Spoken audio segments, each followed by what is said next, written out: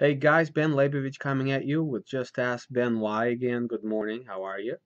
Uh, Today I want to talk to you about, I guess, continue talking to you about something called CapEx.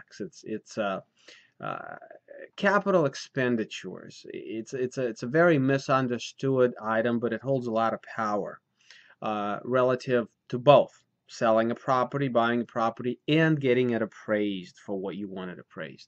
Here's what we need to understand. Capital expenditure is something that either A, happens, you have to replace an appliance, you have to replace flooring, you are spending that money, or B, you set money aside for when you do have to replace those things. Okay, this is different from maintenance items because basically with CapEx we're talking about depreciable items, big ticket items. Your furnace, your roof, your flooring, your parking lot repair or replacement rather, things of that nature.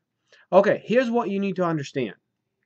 When you are building your pro forma for the operating expenses, OpEx, do you count CapEx in that?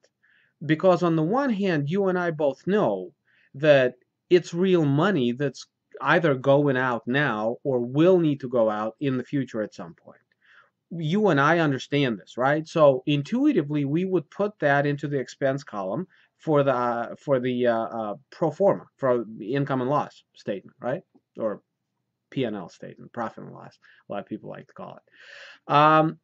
There is a caveat here, however. If you talk to the big boys, Marcus and Millichap, HAI Horizon, all those big guys, what they're taught is that CapEx, yes, it's something that happens, but it's not a real expense in running a property.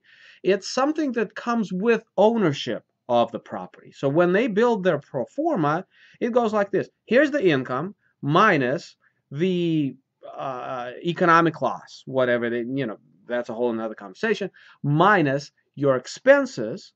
Here's your operating number, bottom line. And from that, we're going to subtract the capital expense number. However, we're just going to call it, you know, just like you need oxygen to live, you need CapEx to live in the multifamily world. And so it's not a real expense. You just have to have it. But we don't include it in valuation of a building. That holds a lot of power because here you are trying to get an appraisal for a building, or here you are trying to build a pro forma in order to sell the building. You know by looking at your trailing numbers what the expense structure really looks like.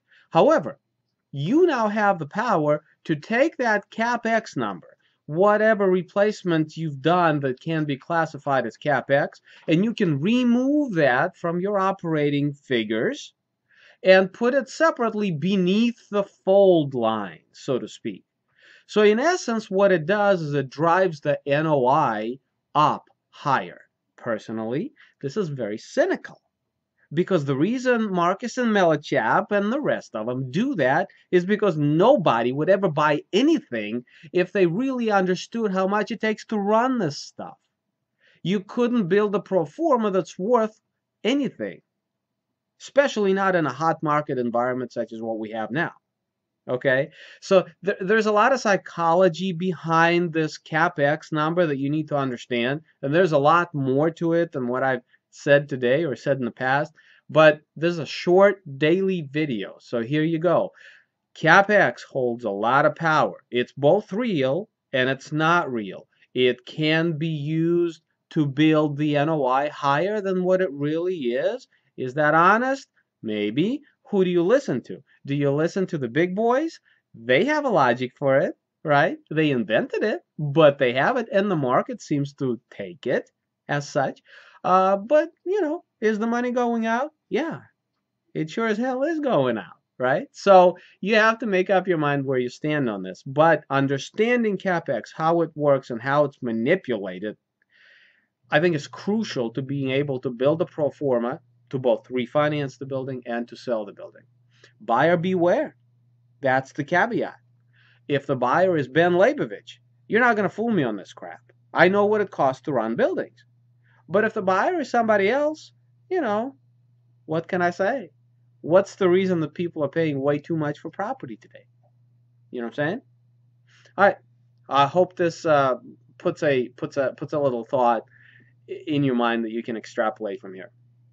More to come. Probably talk to you tomorrow. Have a great day. Bye bye.